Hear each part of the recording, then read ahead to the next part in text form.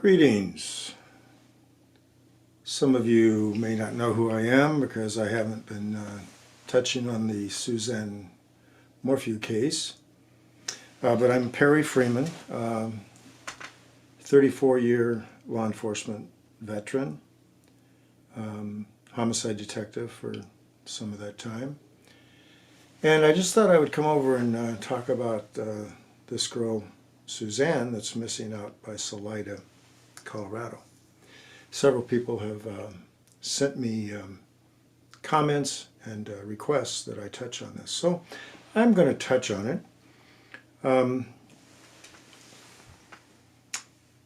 Mother's Day 2020. We're approaching the anniversary date. This is going to be I'm going to ask some questions, and maybe in your comments you can answer them for me if you have those answers. The first question I really have is, who was the last person that actually saw Suzanne before we realized that she's missing? Now, I don't know the answer to that. Mother's Day was on a Sunday. Did anybody see her Saturday? Friday? Before? Don't know. You tell me if you know that. Now, the husband claims that he saw her at 5-something in the morning, Sunday morning, as he was on this important run over by Denver to do some work on this retaining wall. And so that might have been the last time, if that were true.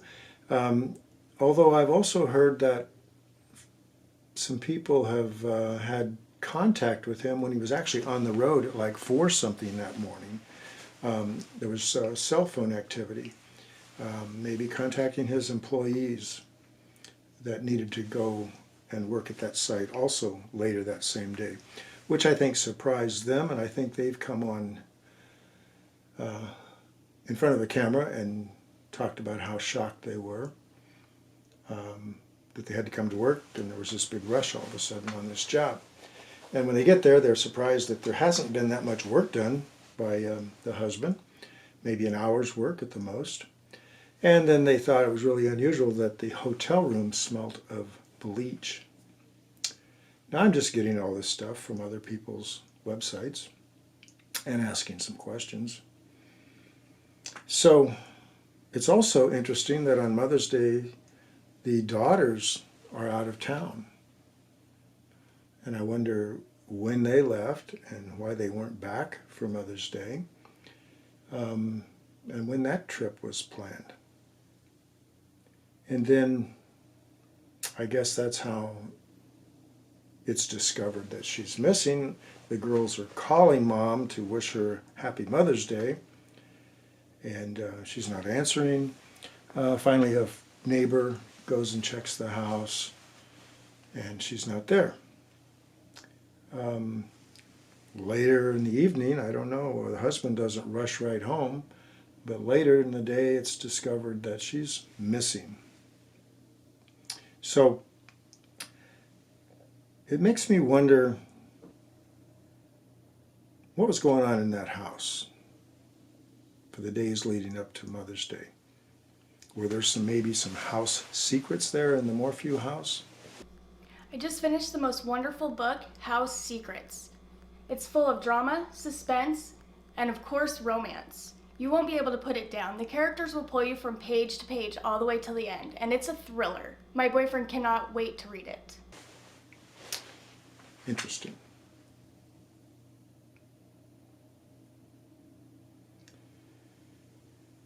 Now, the bicycle, Suzanne's bicycle is discovered in a ditch up against a tree.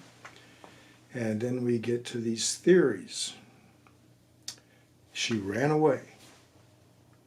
Is there any indication that they were fighting and had problems? And I want to throw in this. Does anybody have any pictures of Suzanne and her husband doing anything together, vacationing. In the past, I guess there were pictures where they vacationed and always looked like a happy family. But someone pointed out that there doesn't seem to be any pictures over the last year or so of them as a happily married couple. So, did she run away? Did she leave? Left her daughters? Was she kidnapped while she was out on her bicycle? That's a possible theory, I guess. Was she delusional? Had something happened causing her to be confused and she got lost in the mountains? It's a possibility. I've kind of been lost in the woods a few times. Found my way out. Was a Boy Scout. And then, oh yes, there's the mountain lion theory.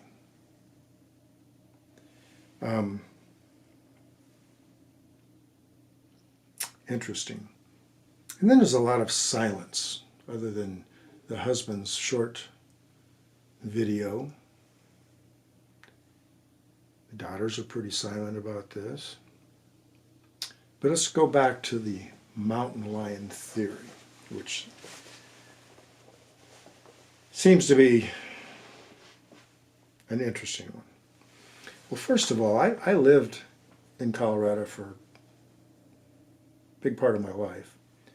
And where I lived, there were mountain lions, and I would hear them scream occasionally at nighttime, always at night.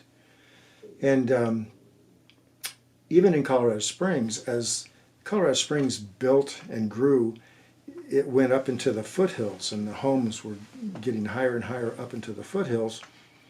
And so they were interfering with the hunting grounds where the mountain lions had been for years. So occasionally a mountain lion would hop a fence and take a dog out of the backyard, always at night. But the interesting thing is, and some of these were on video, some people actually heard the commotion and filmed some of this, their dog being taken and the lion hopping over the fence with their dog. But there would always be some evidence left, some blood, a trail. That would be normal. And that wasn't that unusual. It happened a few times. They used to put up mountain lion warning signs. Mountain lion has been sighted in the area, that type of thing. So that brings me to my house cat. He goes out and he hunts at night quite often. And I don't know, every couple of weeks he'll leave us a little present on the sidewalk or the driveway, usually a little mouse or something that he's captured in his hunting at night. So he leaves us a little trophy. But an interesting thing is, there's always a little trail of blood and everything around where he drops the mouse off. Well, just a couple of days ago, he brought us his biggest catch ever that I know of, and it was a small rat, maybe a 5-inch long rat. And I'm going to show a couple of pictures here, so this might be a little graphic, so if those things bother you, probably should not watch. It'll just be for a short period, or some children probably shouldn't see this. But I'm going to show you the picture of the rat that was left here a couple of days ago. And so I'm going to do that now. And if you'll notice, I took a picture of this rat that was left on our driveway, and I'm assuming by our cat, a house cat that goes out every night. And you'll see there's some blood in the area. I assume the rat was still alive, struggling, and that's where the blood evidence comes from. I waited all through the day, and toward the evening I went out and took another picture after I had disposed of the carcass. There's still the blood evidence in the gravel. Well, the interesting thing is about the theory with Suzanne and a mountain lion attacking her at the site of where the bike is found. There didn't seem to be any evidence like that, any blood or tearing of her clothes. Nothing like that was found, from my understanding. So I think that's interesting. And nobody's ever found a trail of blood in that area. I'm sure they searched that area pretty heavily. Didn't find any evidence of her being dragged up into the mountains and hidden and devoured by the mountain lion. Now, there's another kind of cat in Colorado. A lot of people call it a lynx. That's a smaller cat. I don't think they attack humans. I've never heard of that, possibly. They're not near the size of a mountain lion that could attack a human and have attacked humans on rare occasions. But again, there would be a scene. There would be evidence at the scene. But the lynx, and some people refer to them as bobcats. And sometimes bobcats work late at night also. So don't think it could be one of those lynx cats. But anyway, I'm going to wrap this up, pretty much leave it at that. Andrew, if you happen to watch this, stay with it, bud. Don't give up.